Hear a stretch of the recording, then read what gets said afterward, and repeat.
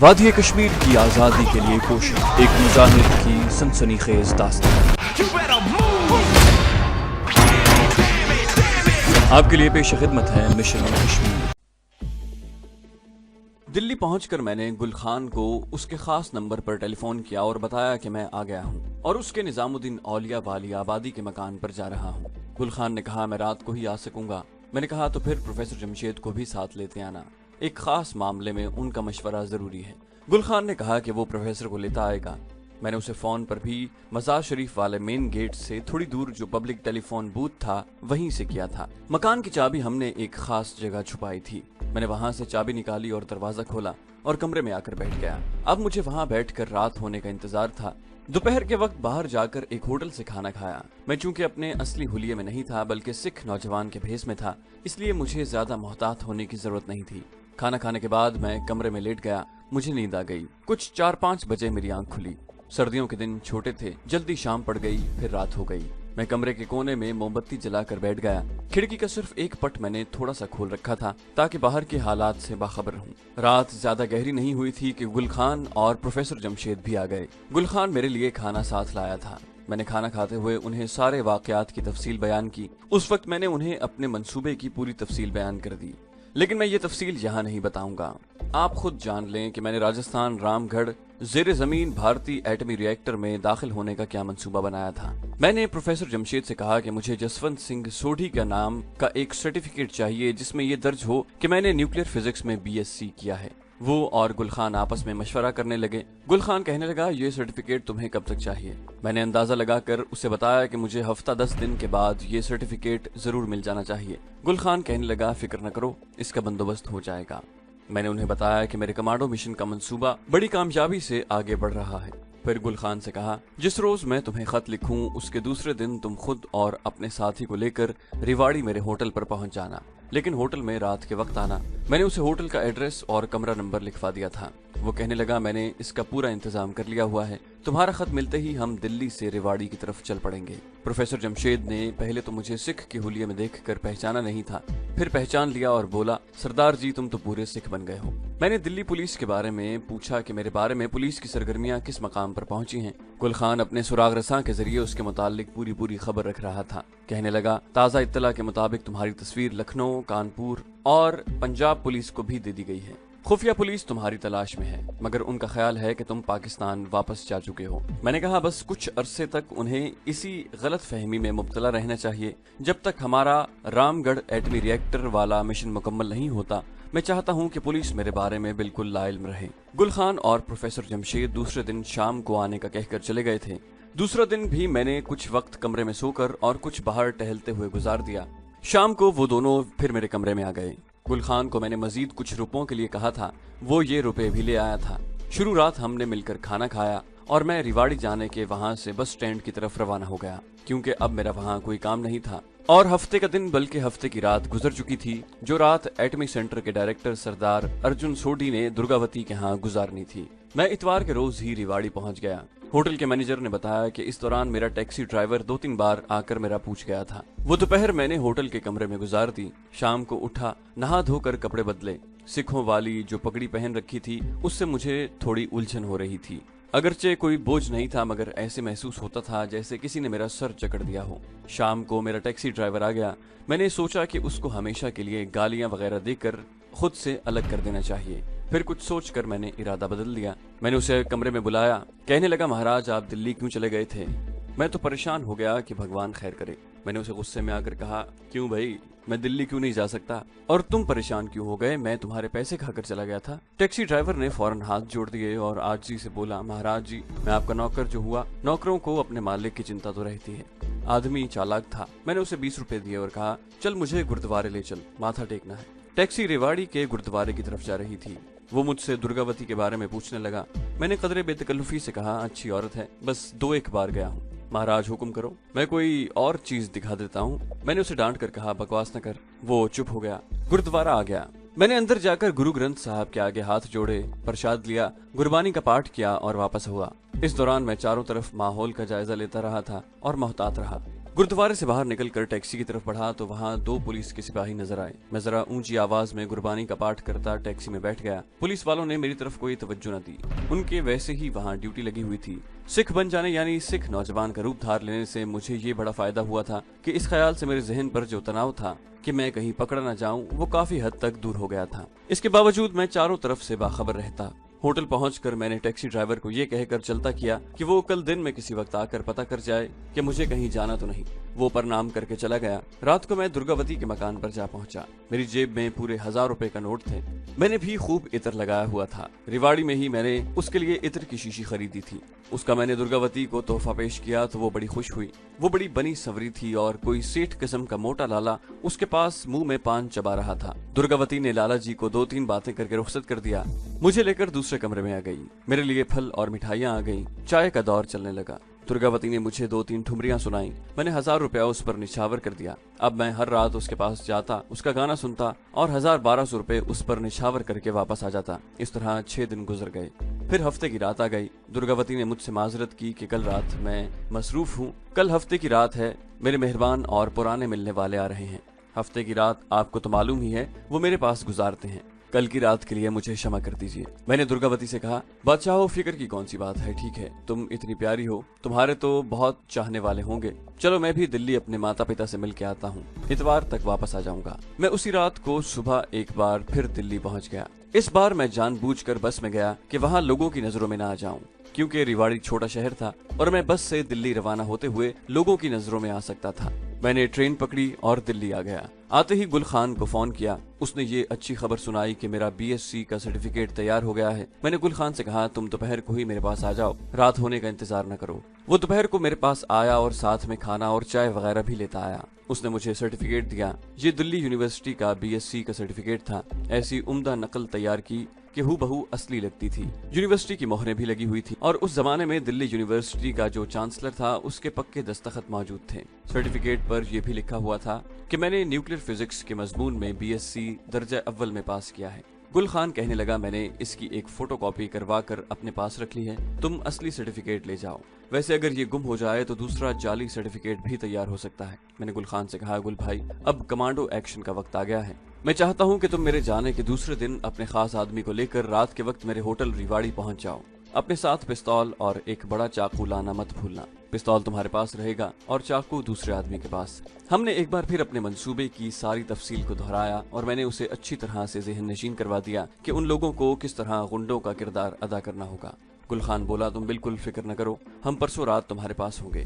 वो दिन और उसका अगला दिन मैंने दिल्ली में उसी मकान में गुजारा और दूसरे दिन की रात को वापस रिवाड़ी आ गया। उससे अगली रात गुल खान भी अपने साथी को लेकर मेरे होटल का पता मालूम करके मेरे पास पहुंच गया। उसके साथ एक बॉडी बिल्डर टाइप का नौजवान था जो अपने ग्रुप का ही बाएतमाद नौजवान था। वो कश्मीर के महाज पर भी लड़ चुका था और बकौल उसने कई डोगरा फौजियों को हलाक किया था। दोनों पतलून कमीज में थे और बंद गले की ऊनी जर्सियां पहनी हुई थीं। रिवाड़ी में दिन के वक्त इतनी ठंड नहीं पड़ती थी, मगर रात को सर्दी हो जाती थी। हमने रात का खाना इकट्ठे ही खाया। उसके बाद दोनों ही चले गए। वो स्टेशन के पास किसी होटल में ठहरे हुए थे। दूसरे दिन रात को मुझे अपने कमांडो मंसूबे के पहले मरहले पर अमल शुरू करना था। मैं रात की बजाय शाम को ही दुर्गावती के मकान पर चला गया। 1 घंटा उसका गाना सुना, उस पर कुछ रुपए निछावर किए और बोला, दुर्गा जी, आज किसी सिनेमा में जाकर फिल्म देखी जाए, बड़ा दिल चाह रहा है। वो जरा सोचने लगी तो मैंने कहा, बस इनकार न करना दुर्गा जी, मेरा दिल टूट जाएगा। रात को शो देखेंगे, मैं जाकर टिकट बुक करवाता हूँ, बहुत अच्छी फिल्म चल रही है। दुर्गावती ने मुस्कुराकर कहा, जैसे आपकी मर्जी, मैं आपका दिल नहीं तोड़ना चाहती। रिवाड़ी में 1-2 ही सिनेमा थे उस जमाने में। एक सिनेमा हाउस नया नया बना था। न जाने वहाँ कौन सी इंडियन फिल्म चल रही थी, मुझे उसका नाम याद नहीं। इतना याद है कि उसमें दिलीप कुमार था। मैंने गैलरी की 2 सीटें बुक करवा ली। वापसी पर उस रास्ते का जायजा लेने लगा जहाँ मुझे दुर्गावती के साथ रिक्शा या टैक्सी में से गुजरना था। वहाँ से सीधा मैं गुल खान के पास उसके होटल में गया। उसे बताया कि आज रात हम सिनेमा देखने जा रहे हैं, वापसी पर एक्शन होगा। मैंने उन दोनों को साथ लिया, एक टैक्सी में गए और दूर से उन्हें दुर्गावती का मकान दिखा दिया। गुल खान बोला, हम रात का आखिरी शो टूटने के बाद यहाँ पहुँच जाएंगे। मैंने उसे बता दिया था कि दुर्गावती के मकान में रात को सिवाय साजिंदों के और कोई मर्द नहीं होता। आधी रात के बाद अगर उसका कोई आदमी आ जाता है तो उसकी मुझे खबर होती, मगर रात 12-1 बजे तक वो अकेली ही होती है। दोनों वापस चले गए। मैंने दुर्गावती के पास आकर उसे सिनेमा के टिकट दिखाए और कहा, सोने और तैयारी कर लो, दूसरा शो शुरू होने में थोड़ा वक्त रह गया है। दुर्गावती ने नई मगर सादा साड़ी निकाल कर पहनी और चौकीदार को भेजकर टैक्सी मंगवा ली। साजिंदों से कहा कि वो उसके वापस आने तक घर पर ही रहें। हम दोनों टैक्सी में बैठकर सिनेमा हाउस की तरफ रवाना हो गए। गुल खान और उसके साथी को मैंने कह दिया था कि उन्हें किस वक्त आना है और क्या करना है। फिल्म देखकर हम वापस आए तो रात का 1 बज रहा था। दोनों साजिंदे कमरे में सो रहे थे। दुर्गावती ने उन्हें उठाते हुए कहा, तुम्हें यहाँ पहरा देने के लिए कहा था और तुम लंबी तान कर सो गए हो। जाओ पीछे अपनी कोठरी में जाकर सो जाओ। दोनों साजिंदे उठकर चले गए। मालूम हुआ कि वो कोठी के पीछे किसी कोठरी में रात को सोते हैं। एक लम्हे के लिए मुझे कुछ फिक्र लग गई, लेकिन ये सोचकर मुतमईन हो गया कि साजिंदे कोठरी में जाते ही सो जाएंगे और वैसे भी मेरे मंसूबे में पिस्तौल का फायर शामिल नहीं था। दुर्गावती कहने लगी, जसवंत जी आज यहीं पर सो जाओ। कहाँ होटल में इस वक्त जाओगे? मुझे तो हर हालत में वहीं ठहरना था। मैंने कहा ठीक है, जैसे तुम्हारी मर्जी। मैं कोट उतार कर सोफे पर बैठ गया। दुर्गावती दूसरे कमरे में कपड़े बदलने चली गई। मैंने वक्त देखा, गुल खान के आने में आधा घंटा रह गया था। दुर्गावती वापस आई तो उसने सिल्की नाइटी पहन रखी थी। वो मेरे पास बैठने लगी तो मैंने उसे कहा कि मेरी जान जरा दूर बैठो, मैं तुम्हें दूर से देखना चाहता हूँ। तुम इस लिबास में बहुत प्यारी लग रही हो। बात यह थी कि मंसूबे के मुताबिक उसे मेरे साथ नहीं बल्कि सामने वाले सोफे पर बैठना चाहिए था, जिसके पीछे दूसरे कमरे का दरवाजा था। मैंने इत्मीनान कर लिया था। इस दरवाजे को अंदर से चटखनी नहीं लगी थी।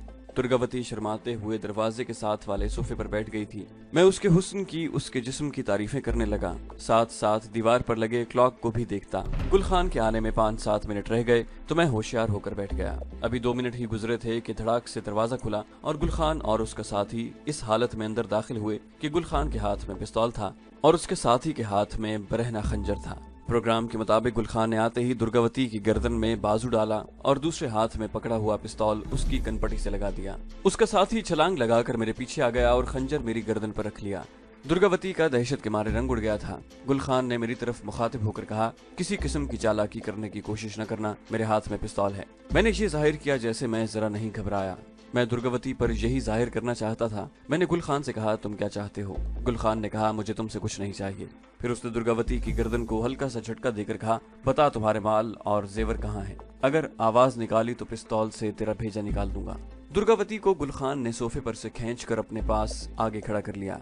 खौफ के मारे बुरी हालत थी, उस पर लर्जा तारी था। बड़ी मुश्किल से बोली, मुझे न मारना, सारे जेवर रुपए सामने वाली अलमारी में हैं। अलमारी की चाबी कहाँ है? गुल खान ने पूछा। अलमारी खुली हुई है, दुर्गावती ने सहमी हुई आवाज में जवाब दिया। उसका साथी जो खंजर मेरी गर्दन पर रखे खड़ा था, वो प्रोग्राम के मुताबिक जानबूझकर जरा सा गाफिल हो गया। गुल खान जैसे ही दुर्गावती को खींचता हुआ अलमारी की तरफ बढ़ा, मैंने गुल खान पर छलांग लगाकर उसे जमीन पर गिरा दिया। उसका पिस्तौल परे जा पड़ा। मैंने दुर्गावती को दिखाने के लिए गुल खान को जबड़ों पर जोर से मुक्का मारा और पिस्तौल उठाने लगा। इतने में उसका साथी खंजर से मुझ पर हमलावर हुआ। मैंने उसे उठाकर सोफे के पीछे गिरा दिया और पिस्तौल उठाकर गरज कर कहा, यहाँ शेरदिल जसवंत सिंह सोढ़ी बैठा है, मैं तुम दोनों को उड़ा कर रख दूंगा। गुल खान और उसका साथी जैसे कि उन्हें समझा दिया गया था, हाथ खड़े करके एक तरफ खड़े थे। दुर्गावती मेरे साथ लग गई। वो अभी तक कांप रही थी। कहने लगी, जसवंत जी इन्हें कत्ल न करना, मेरी बड़ी बदनामी होगी। मैंने कहा, अच्छा तुम कहती हो तो इनकी जान बख्शी कर देता हूँ, लेकिन मैं इन्हें पुलिस के हवाले जरूर करूंगा। दुर्गावती ने मेरे आगे हाथ जोड़ दिए। खौफ के मारे अभी तक उसके हवास दुरुस्त नहीं हुए थे। कहने लगी, भगवान का वास्ता है, पुलिस यहाँ आई तो वो मुझे भी पकड़ कर ले जाएगी, वो मुझे बड़ा खार करेगी, इनको यहाँ से भगा दो। मैंने गुल खान से कहा, सुनो ए वड्डे गुंडे, इस औरत ने तुम्हारी जान बचा ली है, तुम्हें जेल जाने से भी बचा लिया है। अब यहाँ से भाग जाओ। अगर फिर कभी इस घर का रुख किया तो याद रखना, मैं यहाँ तुम्हारे स्वागत को मौजूद हूँगा, फिर मैं तुम दोनों को जिंदा नहीं छोड़ूंगा। गुल खान ने पहले से तयशुदा मुकालमे बोलते हुए कहा, ठीक है सरदार जी, हम वादा करते हैं कि दोबारा कभी यहाँ नहीं आएंगे। मैंने गुल खान का पिस्तौल और उसके साथी का खंजर अपने कब्जे में कर लिया और उठकर उनके करीब गया। दोनों की पीठ पर एक एक लात मारी और उन्हें कमरे से निकाल दिया। बाहर बरामदे में आकर देखा तो मंसूबे के मुताबिक उन्होंने चौकीदार के मुंह में कपड़ा ठूसकर उसे स्टूल के साथ बांध रखा था। बरामदे में आकर गुल खान सरगोशी में पूछा, कोई गलती तो नहीं रह गई?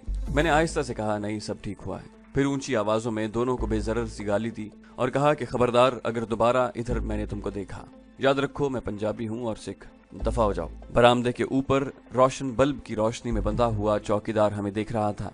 गुल खान और उसका साथी दोनों भागकर रात के अंधेरे में गायब हो गए। पिस्तौल मेरे एक हाथ में था, दूसरे हाथ में खंजर था। मैंने चौकीदार के मुंह से कपड़ा निकाला, उसकी रस्सियां खोली, वो कांप रहा था। मैंने उसे तसल्ली दी कि डाकुओं को भगा दिया है और फौरन वापस दुर्गावती के कमरे में आया। वो सोफे पर पड़ी थी, उसका रंग अभी तक जर्द था और चेहरे पर हवाइयां उड़ रही थी। मैंने उसे ग्लास में पानी लाकर पिलाया और उसका सर अपने जानों पर रखकर उसे हौसला दिया कि घबराने की अब कौन सी बात है। मैंने डाकुओं को भगा दिया है। फिर पिस्तौल और खंजर मेज पर रखते हुए कहा, दुर्गा जी, तुम्हारे कहने पर मैंने इन्हें छोड़ दिया, वरना मैं दोनों का खून करने वाला था। दुर्गावती ने अपना सर मेरे साथ लगा दिया और रोते हुए बोली, जसवंत जी, तुमने मुझे नई जिंदगी दी है, मैं तुम्हारे एहसान का बदला कभी नहीं भूलूंगी। वो रो रही थी। मैंने उसे उठाकर सोफे पर बिठा दिया और कहा, दुर्गा जी, रोने की कौन सी बात है? भला मेरे होते हुए किस में इतनी हिम्मत है कि तुम्हारी तरफ बुरी नजर से देखे? वो मेरे साथ लगकर बोली, भगवान के लिए मेरे पास रहिए, मुझे छोड़कर न जाना। मैंने कहा, बादशाह, अब तो जीवन भर तुम्हारे साथ रहेंगे, तुम्हें छोड़कर अब कहाँ जा सकते हैं। वो जरा अपने होश आवास में आई तो हाथ जोड़कर मेरा शुक्रिया अदा करने लगी। मैंने कहा, कैसी बातें करती हो दुर्गा जी, तुम्हारे लिए तो अपनी जान भी हाजिर है। वो मेरी बहादुरी और जवामर्दी से बेहद मुतासिर हुई थी। कहने लगी, जसवंत जी, अगर तुम हिम्मत से काम न लेते तो मैं लुट गई थी। एक बात का मुझे जिंदगी में तजुर्बा भी हुआ है और मेरा मुशाहिदा भी है। वो बात यह है कि औरत मर्द के हुस्न, उसकी शोहरत और उसकी दौलत से बहुत मुतासिर होती है, मगर जितना मुतासिर वो मर्द की बहादुरी से होती है और किसी चीज से इतना मुतासिर नहीं होती। शायद ये कुदरती बात है। बहादुर मर्द की औरत दिल से कदर करती है। मैंने ये सारा ड्रामा भी इसीलिए रचाया था कि वो मुझसे सिर्फ शिद्दत के साथ मुतासिर ही न हो, बल्कि मेरी ज़ेरे एहसान हो जाए। फिर मुझे उससे जो काम निकालना था उसकी राह हमवार हो सकती थी। उसने मुझे खास तौर पर मना कर दिया कि मैं इस वाक़े का जिक्र किसी से न करूं। उसने चौकीदार को बुलाकर कहा, खबरदार किसी को इस वाक़े का पता न चले, तुम समझो कि कुछ भी नहीं हुआ। साजिंदे सो रहे होंगे, उन्हें भी कुछ न बताना। मैं नहीं चाहती कि पुलिस मुझसे पूछगिछ करे, यहाँ आए या मुझे थाने बुलाए, मेरी बड़ी बदनामी होगी। आज तक मेरे साथ कभी ऐसा वाक़या नहीं हुआ। वो रात मैंने दुर्गावती के मकान पर बसर की। दूसरे रोज भी मैं दोपहर तक उसके पास ही रहा, फिर रात को आने का कहकर चला गया। गुलखान और उसका साथी मेरे प्लान के मुताबिक वापस दिल्ली रवाना हो चुके थे। मेरे मिशन का पहला मरहला मुकम्मल हो गया था, मुझे इसके दूसरे मरहले पर काम शुरू करना था। मैं रात को दुर्गावती के पास गया तो उसके लिए रेशमी साड़ी का एक तोहफा भी लेता गया। वो मुझे देखकर और साड़ी का तोहफा लेकर बड़ी खुश हुई। मुझसे रात के वाक़ये के बाद मेरी बहादुरी की तारीफें करने लगी। हम चाय पी रहे थे। मैंने उसे कहा, दुर्गा जी, आज मुझे कोई अपनी पसंद की चीज सुनाओ। साजिंदों ने साज छेड़ दिए। दुर्गावती ने खुदा जाने किसकी गजल सुनाई। गजल की तरफ मेरा बिल्कुल ध्यान नहीं था। मैं अपने अगले मरहले की इब्तिदा करने वाला था और इसी के बारे में सोच रहा था, मगर इस दौरान उसे 100 रुपए की 1000 की वेलें देना बस भूल गया था। ये बहुत जरूरी था। मैं तकरीबन हर दूसरे रोज उसे 1000 रुपए किसी न किसी बहाने देता। मुझसे बढ़कर तमाशबीन उसे कहाँ मिल सकता था, और अब तो वो मेरी मुरीदनी सी बन गई थी। उसने मुझे साफ साफ कहा था कि रात को मेरी जगह दूसरा तमाशबीन होता तो भाग जाता। दुर्गा जी, मैं तो चाहता हूँ कि दिल्ली छोड़कर मैं रिवाड़ी में आ जाऊं। पिताजी ने मेरे हिस्से की जायदाद मेरे लिए अलग कर दी थी और मैंने उसे बेचकर 10 लाख रुपए जमा किए हैं। सोचता हूँ ये सारे रुपए यहाँ रिवाड़ी के किसी बैंक में जमा करवा दूं और कोई मकान लेकर रहने लगूं। मैंने महसूस किया कि 10 लाख का सुनकर दुर्गावती की आंखों में एक चमक आ गई। आनी भी चाहिए थी। कहने लगी, तो तुम यहाँ क्यों नहीं आ जाते? बेशक मेरे पास ही रह लो। मैंने कहा, नहीं दुर्गा, ये मुझे अच्छा नहीं लगता। मैं यहाँ कोई मकान ले लूंगा। मैं मकान ले सकता हूँ। दुर्गावती मेरे करीब हो गई। मैं तुम्हें बड़ा अच्छा मकान ले दूंगी, तुम फिक्र न करो। मैंने फिक्रमंद होने की अदाकारी करते हुए कहा, लेकिन मैं कोई काम भी करना चाहता हूँ। मैं नहीं चाहता कि लोग ये कहें कि मैं बाप की जायदाद पर ऐशो इशरत कर रहा हूँ। मैं चाहता हूँ कि कोई अच्छी सी मुलाजमत भी कर लूँ ताकि समाज में मेरी थोड़ी बहुत इज्जत बन जाए, लोग मुझे जिम्मेदार आदमी समझने लगें। दुर्गावती ने मेरे मजीद करीब होते हुए पूछा, तुम कहाँ मुलाजमत करना चाहते हो? मैं तुम्हारी मदद कर सकती हूँ। मैंने दुर्गावती की तरफ देखा। तुम मेरी क्या मदद कर सकती हो? वो बड़े फख्र के साथ कहने लगी, तुम्हें तो मालूम ही है कि हफ्ते की रात को मेरे पास एक पुराने मेहमान आते हैं। मैंने तुम्हें उनके बारे में कुछ नहीं बताया था। हाँ, मैंने तुमसे पूछा भी नहीं, क्योंकि वो तुम्हारा जाती मामला है। वो बोली, जानते हो मेरा दोस्त और मेहरबान कौन है? मैंने कहा, कोई लखपति सेठ होगा। कहने लगी, नहीं, वो बहुत बड़ा सरकारी अफसर है। उसका नाम सरदार अर्जुन सिंह सोढ़ी है। उसकी जात भी वही है जो तुम्हारी है। मैंने बेनियाजी से कहा, वो मेरी क्या मदद करेगा? दुर्गावती ने मेरी तरफ झुककर बड़ी राजदारी के अंदाज में कहा, रामगढ़ में कोई दफ्तर है, वहाँ वो सबसे बड़ा अफसर लगा हुआ है। मैं उसे कह दूंगी कि वहाँ अच्छी सी मुलाजिमत दिलवा दे। मैंने कहा, अगर ये हो जाए तो बड़ा अच्छा है, फिर मैं जब चाहूँ तुम्हारे पास भी आ जाया करूंगा। वो बोली, रामगढ़ यहाँ से कौन सा दूर है? तुम यहाँ से सुबह जाकर शाम को वापस आ जाया करना। मैंने बड़ी खुशी का इजहार करते हुए कहा, ये भी हो जाए तो मैं घर वालों को भी बता सकूंगा कि मैं अपने पांव पर खड़ा हो गया हूँ। नौकरी मिलते ही मैं 10 लाख रुपए दिल्ली वाले अपने बैंक से यहाँ रिवाड़ी के बैंक में जमा करवा दूंगा। मगर सरदार जी तुम्हारी बात मान जाएंगे। मेरे पास BSc का सर्टिफिकेट है। वो गर्दन ऊंची करके कहने लगी, इसकी तुम फिक्र न करो, सरदार जी तो मेरे गुलाम हैं। बस इस हफ्ते वो आएंगे तो मैं उनसे बात करके तुमसे मिलवा दूंगी। तुम ऐसा करना कि मुझे अपना बीएससी का सर्टिफिकेट मंगवा देना। मैंने कहा, वो तो मेरे पास है, मैं कल लेता आऊंगा। इतना मुझे मालूम था कि सरदार जी एक खुफिया एटमी सेंटर के डायरेक्टर हैं। शायद वो एक तवाइफ के कहने पर मुझे वहाँ मुलाजिमत न दें। शायद उन्होंने दुर्गावती को बताया ही ना हो कि वो एटमी सेंटर के डायरेक्टर हैं। बहरहाल मेरे पास न्यूक्लियर फिजिक्स में फर्स्ट क्लास बीएससी पास करने का जो सर्टिफिकेट था वो उन्हें सोचने पर मजबूर कर सकता था। तो दोस्तों, ये थी हमारी आज की एपिसोड। उम्मीद करते हैं आपको हमारी कहानी पसंद आई होगी। जाने से पहले इस वीडियो को लाइक कीजिए और शेयर करना मत भूलिए। कमेंट करके हमें बताइए कि आपको हमारी वीडियो कैसी लगी। और अगर अभी तक आपने इस चैनल को सब्सक्राइब नहीं किया तो इसे सब्सक्राइब कीजिए और बेल आइकन दबाकर ऑल नोटिफिकेशंस ऑन कर लीजिए।